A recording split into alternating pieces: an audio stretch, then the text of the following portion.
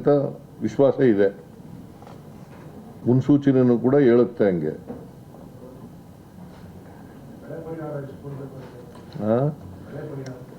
ಈಗ ಬೆಳೆ ಪರಿಹಾರ ನಾರ್ಮ್ಸ್ ಪ್ರಕಾರ SDRF ನಾರ್ಮ್ಸ್ ಪ್ರಕಾರ ಕೊಡಲಿಕ್ಕೆ ನಾವು ತಯಾರಾಗಿದ್ದೀವಿ.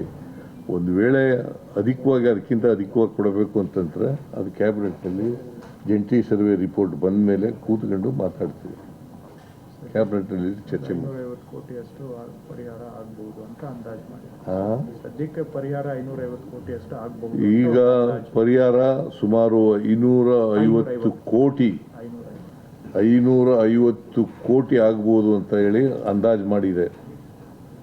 ಜಂಟಿ ಸಮೀಕ್ಷೆ ಆದಮೇಲೆ ಕಮ್ಮಿ ಹೆಚ್ಚು, ಜಂಟಿ ಸಮೀಕ್ಷೆ ಆದಮೇಲೆ ಹೆಚ್ಚಾಗ್ಬೋದು, ಕಡಿಮೆ ಆಗ್ಬೋದು.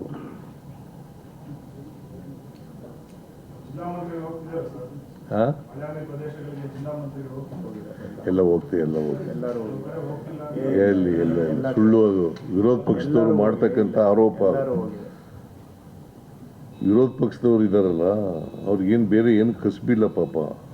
ಮತ್ತು ಇನ್ನೇನು ಮಾಡಲಿಕ್ಕೆ ಅವರಿಗೆ ವಿಷಯ ಸಿಕ್ಕಲ್ಲ. ಅದಕ್ಕೋಸ್ಕರ ಹಿಂಗೆ ಹೇಳೋದು. ಜಿಲ್ಲಾ ಮಂತ್ರಿಗಳು ಹೋಗಿಲ್ಲ.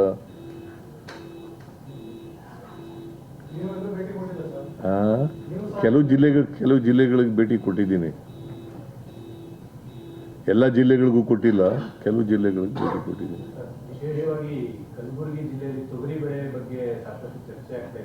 ಅದಕ್ಕೆ ನೋಡಪ್ಪ, ತೊಗರಿ ಬೆಳೆನೂ ನಷ್ಟ ಆಗಿದೆ. ಎಷ್ಟು ಗೊತ್ತಾಗ್ಬೇಕಾದ್ರೆ ನಮ್ಗೆ ನಿಖರವಾಗಿ ಗೊತ್ತಾಗಬೇಕಲ್ಲ. ಅದಕ್ಕೆ ಜಾಯಿಂಟ್ ಸರ್ವೆ ಮಾಡಿ ಅಂತ ಹೇಳಿದ್ದೀವಿ. 10 ದಿನದೊಳಗಡೆ ವರದಿ ಕೊಡಬೇಕು ಅಂತ ಹೇಳಿದ್ದೀವಿ. Maximum 10 days. ಅದಕ್ಕಿಂತ ಕಡಿಮೆ ದಿನದಲ್ಲೂ ಕೂಡ ಸರ್ವೆ ಮಾಡಿ ಕೊಡೋದಾದರೆ ಕೊಡಲಿ. ಯಾವ್ಯಾವ ಜಿಲ್ಲೆಗಳಲ್ಲಿ ಜಲ್ದಿ ಕೊಡ್ತಾರೆ ಆ ಜಿಲ್ಲೆಗಳಲ್ಲಿ ಪರಿಹಾರ ಕೊಡಲಿಕ್ಕೆ ಪ್ರಾರಂಭ ಮಾಡ್ತೀವಿ.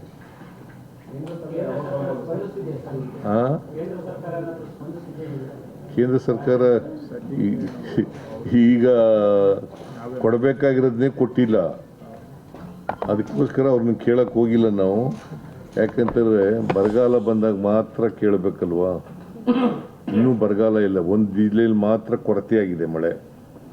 ಚಾಮರಾಜನಗರ ಜಿಲ್ಲೆಯಲ್ಲಿ ಮಾತ್ರ ನಾರ್ಮ್ಸ್ಗಿಂತ 24% ಕಡಿಮೆ ಆಗಿದೆ. ಸೊ ಅದು ಸದ್ಯಕ್ಕೆ.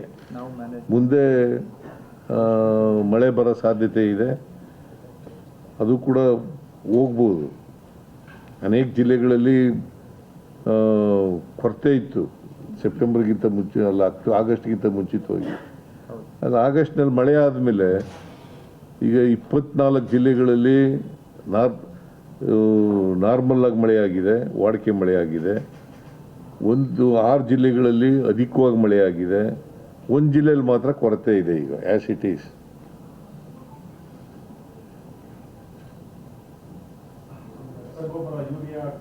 ಅವೆಲ್ಲ ಏನು ಯಾವುದು ತೊಂದರೆ ಇಲ್ಲ. ರಸಗೊಬ್ಬರಕ್ಕೂ ತೊಂದರೆ ಇಲ್ಲ, ಯೂರಿಯಾಕ್ಕೂ ತೊಂದರೆ ಇಲ್ಲ.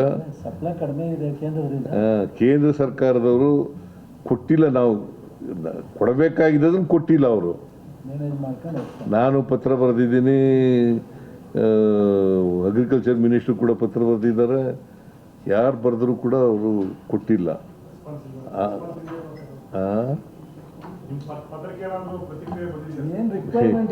ಉತ್ತರನೇ ಕೊಟ್ಟಿಲ್ಲ ನನಗೆ. ಉತ್ತರನೇ ಕೊಟ್ಟಿಲ್ಲ. ಕೇಂದ್ರ ಸರ್ಕಾರ ಇದೆಯಲ್ಲ, ಒಂದು ರೀತಿ ಅವರಿಗೆ ಸ್ಪಂದಿಸ್ತಕ್ಕಂಥ ಗುಣ ಇಲ್ಲ ಅವ್ರಿಗೆ. ನಾವು ಫೆಡರಲ್ ಸ್ಟ್ರಕ್ಚರ್ನಲ್ಲಿ ಇರ್ತಕ್ಕಂಥದ್ದು. ಫೆಡರಲ್ ಸ್ಟ್ರಕ್ಚರ್ನಲ್ಲಿ ಕೂಡಲೇ ಉತ್ತರ ಕೊಡ್ತಕ್ಕಂಥ ಪ್ರವೃತ್ತಿಯನ್ನು ಬೆಳೆಸ್ಕೊಳ್ತಕ್ಕಂಥದ್ದು, ಅದು ಆ ಗುಣ ಇರ್ತಕ್ಕಂಥದ್ದು ಸ್ವಾಭಾವಿಕವಾಗಿರಬೇಕಾಗಿರೋದು. ಆದರೆ ಸ್ಪಂದಿಸಿಲ್ಲ.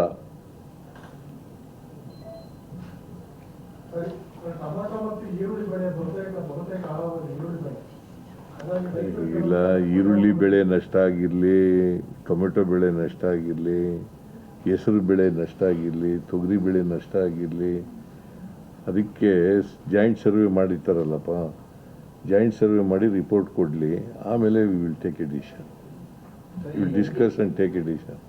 NDRF ಅಲ್ಲಿ ಕಳೆದ ವರ್ಷ ಮಳೆ ಬೆಳೆ ಹಾನಿಗೆ ಏನೋ ಬಿಡುಗಡೆ ಮಾಡಿದ್ರು ಹಣ ಕೇಂದ್ರ ಸರ್ಕಾರದಿಂದ, ಅದು ಎಲ್ಲ ಬಿಡುಗಡೆ ಮಾಡಿದ್ದಾರೆ ಸರ್ ಅಥವಾ ಇಲ್ಲ ಮಾಡಿ ಕೊಟ್ಟಿಲ್ಲ ಅಂತ? ಇಲ್ಲೇ ನಾವು ಮೆಮೊರಾಂಡಮ್ ಕೊಟ್ಟಿದ್ವಲ್ಲ, ಹೋಗಿ ಇದ್ವಲ್ಲ ಸರ್, ಸುಪ್ರೀಂ ಕೋರ್ಟ್ ಹೋದ್ಮೇಲೆ ಬಂತು ಅಷ್ಟೇ. ಸುಪ್ರೀಂ ಕೋರ್ಟ್ಗೆ ಹೋಗಿ ನಾವು ಸುಪ್ರೀಂ ಕೋರ್ಟ್ ಮೆಟ್ಲತ್ತದೋ, ಆ ಮೆಟ್ಲತ್ತದ ಮೇಲೆ ಸ್ವಲ್ಪ ಕೊಟ್ಟರು, ಅದು ಪೂರ್ಣ ಕೊಡಲಿಲ್ಲ. ಅಲ್ಲ, ಇದು ವಿಪರ್ಯಾಸ. ಬರಗಾಲಕ್ಕೆ ನಮ್ಮ ಕರ್ನಾಟಕದ ರಿಪೋರ್ಟು ನಮ್ಮ ಕಂದಾಯ ಸಚಿವರು ನಾನು ಖರ್ಗೆಯವರು 4 ಸರಿ ಹೋಗಿದ್ದೀವಿ.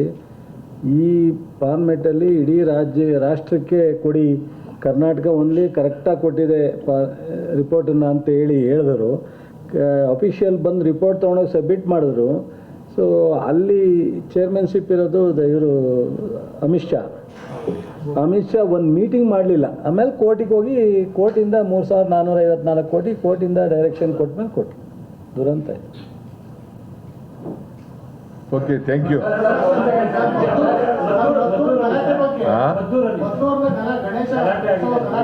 ಇಲ್ಲ, ಈಗ ಮದ್ದೂರು ಇಲ್ಲಿ ಡಿಸ್ಟಿಕ್ ಇನ್ಚಾರ್ಜ್ ಮಿನಿಸ್ಟರ್ ಇಲ್ಲೇ ಇದ್ದಾರೆ. ಅಲ್ಲಿ ಮಸೀದಿ ಮುಂದೆ ಮೆರವಣಿಗೆ ಹೋಗುವಾಗ ಸ್ವಲ್ಪ ಗಲಾಟೆ ಆಗಿದೆ. ಲಘು ಲಾಠಿ ಪ್ರಹಾರ ಕೂಡ ಮಾಡಿದ್ದಾರೆ ಪೊಲೀಸ್ನವರು. ಯಾಕಂತಂದರೆ ಪೊಲೀಸ್ನವ್ರು ಮಾತು ಇದ್ರಿ, ನೀವು ಇಲ್ಲಿ ನಿಲ್ಬೇಡಿ ಹೋಗಿ ಅಂತ ಹೇಳಿದಾಗ ಕೇಳಿಲ್ಲ. ಅವರು ಗುಂಪು ಕಟ್ಕೊಂಡು ಗಲಾಟೆ ಮಾಡೋಕ್ಕೆ ಶುರು ಮಾಡಿದ್ದಾರೆ. ಸೊ ಅದಕ್ಕೋಸ್ಕರ ಲಘು ಲಾಠಿ ಚಾರ್ಜ್ ಮಾಡಿದ್ದಾರೆ. ಸುಮಾರು 21 ಜನ ಅರೆಸ್ಟ್ ಆಗಿದ್ದಾರೆ ಇಲ್ಲಿವರೆಗೂ. ಯಾರು ತಪ್ಪಿತಸ್ಥಿದ್ದಾರೆ ಅವ್ರ ಮೇಲೆ ಕ್ರಮ ತಗೊಳ್ಳೋಕೆ ಸೂಚನೆ ಕೊಟ್ಟಿದ್ದಾರೆ. ಆಮೇಲೆ ಯಾರು ತಪ್ಪು ಮಾಡಿದ್ರು ಕೂಡ, ಹಿಂದೂಗಳು ಮಾಡಲಿ, ಮುಸಲ್ಮಾನರು ಮಾಡಲಿ ಅಥವಾ ಯಾರೇ ಮಾಡಲಿ, ಅವ್ರ ಮೇಲೆ ಕಾನೂನು ರೀತಿಯ ಕ್ರಮ ತಗೊಳ್ತೀವಿ. ಚೆಕ್ ಮಾಡಿಸ್ತಾ ಇದ್ದಾರೆ. ಎಲ್ಲೂ ಕೂಡ ನಡೆದಿಲ್ಲ ರಾಜ್ಯದಲ್ಲಿ. ಈ ಮದ್ದೂರಿನಲ್ಲಿ ಹಿಂಗಾಗಿದೆ.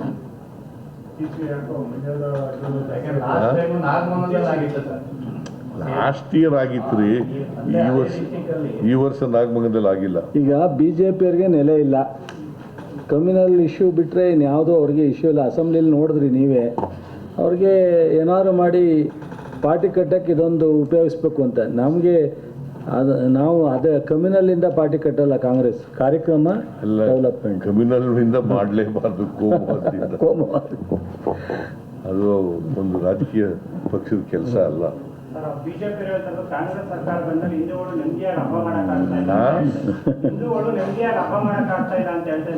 ನಾವೆಲ್ಲ ಯಾರಂತೆ ಇಲ್ಲೆಲ್ಲ ಗಲಾಟೆ ಆಗಿದೆಯಪ್ಪ ಗೊತ್ತಾ? ಹೇಳಿದ್ರ ನೆಮ್ಮದಿ ಕೆಡಿಸ್ತಾ ಇರೋದು ಅವರೇ. ಏನಾದ್ರೂ ಸಮಾಜದಲ್ಲಿ ನೆಮ್ಮದಿ ಕೆಡಿಸಿದ್ರೆ ಅವರೇ ಕೆಡಿಸೋದು. ನೆಮ್ಮದಿನ ಕೆಡಿಸಿದ್ರೆ ಇರೋ ನೆಮ್ಮದಿನ ಅವರೇ ಕೆಡಿಸ್ತಾರೆ. ಕುಮಾರಸ್ವಾಮಿ ಕೇಂದ್ರ ಸಚಿವರಿದ್ದಾಗ ಸರ್ಕಾರದ ಪತನದ ಹಾದಿ ಇದೆ. ಯಾವಾಗಲೂ ಹೇಳ್ತಾರೆ ಬಿಡ. ಸದ್ಯ ಪಾಪ ಅವರು ಪಕ್ಷ ಪತನ ಹಾದಿ ಹಿಡಿದೆ ಅದ್ರಾಗ ನೋಡ್ಕೊಳ್ಳಿ.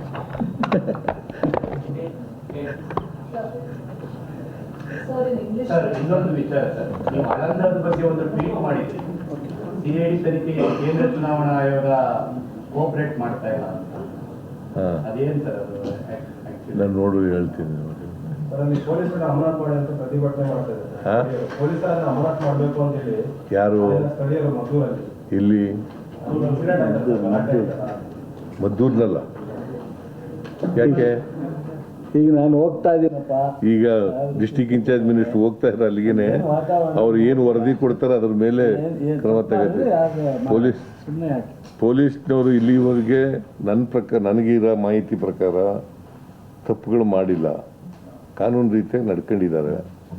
ಏನು ಒಂದು ವೇಳೆ ಪೊಲೀಸ್ನವರು ಯಾರೇ ಮಾಡಿರಲಿ, BJP ಅವ್ರು ಮಾಡಿರಲಿ, JDSನವ್ರು ಮಾಡಿರಲಿ ಅಥವಾ ಕಾಂಗ್ರೆಸ್ನವ್ರು ಮಾಡಿರಲಿ, ಯಾರೇ ಮಾಡಿದ್ರು ಕೂಡ ತಪ್ಪೇ ತಪ್ಪು. ಹಿಂದೂಗಳು ಮಾಡಿರಲಿ, ಮುಸಲ್ಮಾನರು ಮಾಡಿರಲಿ, ತಪ್ಪೇ ತಪ್ಪು.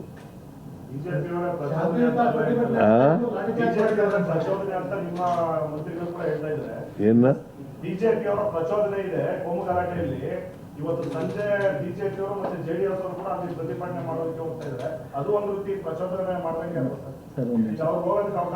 ನೋಡಪ್ಪ, ನಿನ್ನೆ ನಡೆದಿದೆ ಘಟನೆ. ಅದರಲ್ಲಿ ಮುಲಾಜಿಲ್ಲದೆ CM ಅವರು ಸೂಚನೆ ಕೊಟ್ಟವ್ರೆ. ನಾನು ಹೇಳಿದ್ದೀನಿ, ಈಗಾಗಲೇ 21 ಜನ ಅರೆಸ್ಟ್ ಮಾಡಿದೆ. ಯಾವುದೇ ಕಾರಣಕ್ಕೆ ಅದು ಯಾವುದೇ ಜನ ಇರಲಿ ತಪ್ಪು ಮಾಡಿದವ್ರ ಮೇಲೆ ಕ್ರಮ ತಗೊಳ್ಳಿಕ್ಕೆ ಸರ್ಕಾರ ಹಿಂದೆ ಮುಂದೆ ನೋಡಿಲ್ಲ. ಇವತ್ತು ಪ್ರತಿಭಟನೆ ಮಾಡಲಿ, ಮೆಮೊರಂಡಮ್ ಕೊಡಲಿ, ಹೆಚ್ಚಿನ ತನಿಖೆ ಆಗಲಿ ಅಥವಾ ಹೆಚ್ಚಿನ ಇನ್ನೇನಾದರೂ ಇದ್ದರೆ ಕ್ರಮಕ್ಕೆ ಅವರು ಕೊಡಲಿ. ಅದು ಬಿಟ್ಟು ಇವತ್ತು ಅನಾವಶ್ಯಕವಾದಂಥ ರೀತಿಯಲ್ಲಿ ಲೀಡ್ರ್ಗಳೆಲ್ಲ ಪ್ರವಾಕ್ ಮಾಡೋದಿಲ್ಲ. ನಿನ್ನೆ ನಡೆದಿರ್ತಕ್ಕಂಥ ಇನ್ಸಿಡೆಂಟ್ ಮೇಲೆ ಜಿಲ್ಲಾಡಳಿತ, ಇಲಾಖೆ ಮತ್ತು ಸರ್ಕಾರ ಎಲ್ಲ ರೀತಿಯಲ್ಲಿ ಕ್ರಮ ತಗೊಳ್ಳಿಕ್ಕೆ ಮುಂದಾಗಿದೆ. ಇವತ್ತು ಅನಾವಶ್ಯಕವಾಗಿ ಪ್ರತಿಭಟನೆ ಮಾಡ್ತಾ ಇದೆಯಲ್ಲ, ಅದು ಪ್ರಚೋದನೆ ಇಲ್ಲದೆ ಇನ್ನೇನು ಹೇಳಕ್ಕೆ ಒಂದು ಮೆಮೊರಂಡಮ್ ಕೊಡಲಿ, ತೊಂದರೆ ಇಲ್ಲ, ಬೇಡ ಅಂತ ಹೇಳಲ್ಲ. ಅಥವಾ ಇಲ್ಲ ಜಿಲ್ಲಾಡಳಿತಕ್ಕೆ ಫೋನ್ ಮಾಡಿ ಅಶೋಕರಾಗಲಿ ಇನ್ನೊಬ್ಬರಾಗಲಿ ಈ ಥರ ನಡೆದಿದೆ, ಕ್ರಮ ತಗೊಳ್ಳಿ, ಎನ್ಕ್ವೈರಿ ಮಾಡಿ ಅಂತ ಹೇಳಿ, ಅದಕ್ಕೆ ತಪ್ಪು ಅಂತ ಹೇಳಲ್ಲ.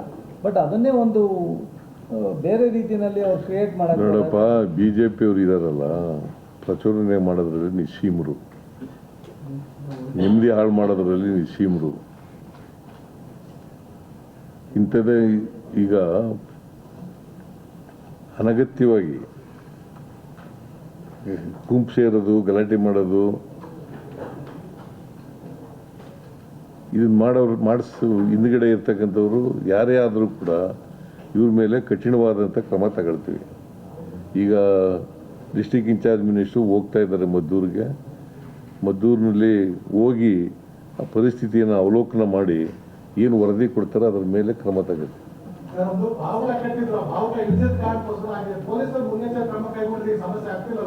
ಯಾವುದು ಮೆರವಣಿಗೆ ಸಂದರ್ಭದಲ್ಲಿ ಈದ್ ಮಿಲಾದ್ ಬಾವುಟ ಕಟ್ಟಿರುವ ಬಾವುಟ ತೆರವು ಮಾಡಿದ ಸಂದರ್ಭದಲ್ಲಿ ಪೊಲೀಸರು ಮುನ್ನೆಚ್ಚರಿಕೆ ಕ್ರಮ ಕೈಗೊಂಡಿದ್ದಾರೆ. ಯಾವಾಗ ಕಟ್ಟಿದ್ರು ಏನು ಇವ್ರು ಮೆರವಣಿಗೆ ಮಾಡ್ತಾರೆ ಅಂತ ಕಟ್ಟಿದ್ರು ಅಂತ ಮೊದಲೇ ಕಟ್ಟಿದ್ರು, ಅದು ತೆರವು ಮಾಡೋ ಸಂದರ್ಭದಲ್ಲಿ ಆಗಿದೆ. ಪೊಲೀಸರು ಮುನ್ನೆಚ್ಚರಿಕೆ ತಗೊಂಡ್ರೆ ಸಮಸ್ಯೆ ಆಗ್ತಿರ್ಲಿಲ್ಲ. ಏನಿಲ್ಲ, ನೋಡೋಣ. ವರದಿ ಪೂರ್ಣ ವರದಿ ಬಂದ ಮೇಲೆ ತೀರ್ಮಾನ ಮಾಡ್ತೀವಿ. ಕೋರ್ಟ್ ಮೊರೆ ಹೋಗಿದ್ದಾರೆ ಸರ್, ಬಾನು ಮುಷ್ತಾಕ್ ಅವರು. ಪ್ರತಾಪ್ ಸಿಂಹ ಅವರು ಕೋರ್ಟ್ ಮೊರೆ ಹೋಗಿದ್ದಾರೆ. ಕೋರ್ಟ್ನಲ್ಲಿ ತೀರ್ಮಾನ ಮಾಡಲಿ. ಈಗ ಇವತ್ತಿನವರಿಗೆ ಇವರು ನಿಸಾರ್ ಅಹಮದ್ ಇದ್ದಾಗ ಕೋರ್ಟ್ಗೆ ಹೋಗಿಲ್ಲ. ಇಸ್ಮಾಯಿಲು, ಮಿರ್ಜಾ ಇಸ್ಮಾಯಿಲು ಮೆರವಣಿಗೆ ಆದಾಗ ಕೋರ್ಟ್ಗೆ ಹೋಗಿಲ್ಲ. ಆಮೇಲೆ ಹೈದರಾಲಿ ಟಿಪ್ಪು ಮಾಡಿದಾಗ ಹೋಗಲಿಲ್ಲ. ಈಗ ಹೋಗಿದ್ದಾರೆ. ಬಹುಶಃ ಅವರು ಪಾರ್ಟಿಯಿಂದ ನೆಗ್ಲೆಕ್ಟ್ ಆಗಿಬಿಟ್ಟಿದ್ದಾರಲ್ಲ, ಪ್ರಚಾರಕ್ಕೋಸ್ಕರ ಮಾಡಿರ್ಬೋದು.